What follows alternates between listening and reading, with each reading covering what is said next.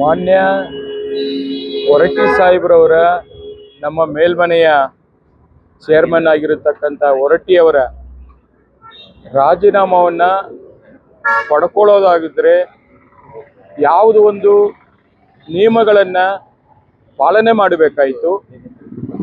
ಅವರ ಒಂದು ಆಯ್ಕೆ ಅವಧಿ ಕೂಡ ಇನ್ನೂ ಸಮಯ ಇರತಕ್ಕಂಥ ಈ ಸಂದರ್ಭದಲ್ಲಿ ಕಾಂಗ್ರೆಸ್ನ ಹೈಕಮಾಂಡ್ ತನ್ನ ಲೆಟರ್ ಪ್ಯಾಡಲ್ಲಿ ಆ ಒಂದು ಖಾಲಿ ಇಲ್ಲದೆ ಇರತಕ್ಕಂಥ ಹುದ್ದೆಯನ್ನು ನೇಮಕ ಮಾಡಿ ಅಂತೇಳಿ ಅವರು ಬರೆದು ಕಳಿಸಿರತಕ್ಕಂಥ ವಿಚಾರ ಇರ್ಬೋದು.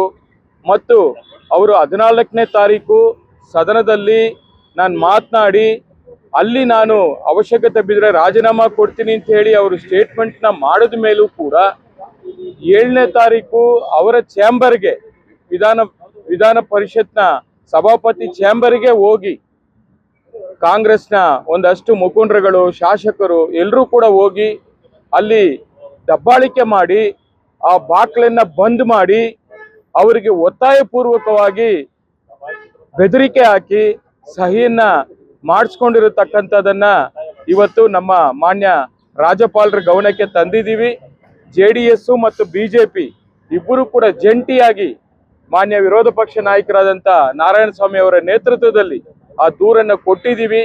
ಆ ಕಾನೂನಲ್ಲಿ ಈ ಒಂದು ಸಭಾಪತಿಗಳು ರಾಜೀನಾಮೆ ಕೊಡಬೇಕಾಗಿದ್ರೆ ಅವರು ಯಾರಿಗೂ ಕೊಡಬೇಕು?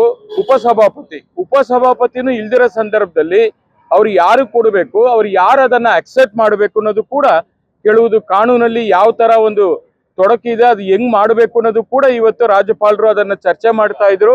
ಅದ್ರ ಬಗ್ಗೆ ಕೂಡ ಲೀಗಲಿ ಏನ್ ಮಾಡಬೇಕು, ಬಹುಶಃ ಇದೆಲ್ಲ ಆದಾಗ ಮಾನ್ಯ ಸಭಾಪತಿಗಳು ಹೊರಟ್ಟಿಯವರು ಒಂದು FIR ನ ದಾಖಲೆ ಮಾಡಬೇಕಾಯಿತು.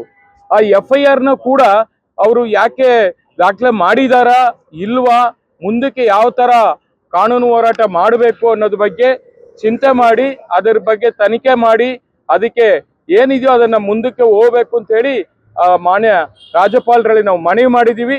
ಅವರು ಕೂಡ ಸ್ಪಂದಿಸಿದ್ದಾರೆ. ಇದ್ರ ಬಗ್ಗೆ ತನಿಖೆ ಮಾಡಿ ಲೀಗಲ್ ಅಲ್ಲಿ ನಾನು ಏನಿದೆ ನೋಡಿ ಅದನ್ನ ಕ್ರಮ ತಗೊಳ್ತೀನಿ ಅಂತ ಹೇಳಿ ನಮ್ಮೆಲ್ಲರಿಗೂ ಕೂಡ ಅವರು ಭರವಸೆಯನ್ನು ಕೊಟ್ಟಿದ್ದಾರೆ. ಮುಂದಿನ 13ನೇ ತಾರೀಕಿಗೆ ಸದನ ಪ್ರಾರಂಭ ಆಗ್ತಾ ಇದೆ, ವಿಧಾನಮಂಡಲ. ಅಲ್ಲಿ ಕೂಡ ನಾವು ಇಬ್ಬರು JDS ಮತ್ತು BJPಯ ಶಾಸಕರು ಎಲ್ಲರೂ ಕೂಡ ಇದ್ರ ಬಗ್ಗೆ ಹೋರಾಟ ಮಾಡಲಿದ್ದೀವಿ.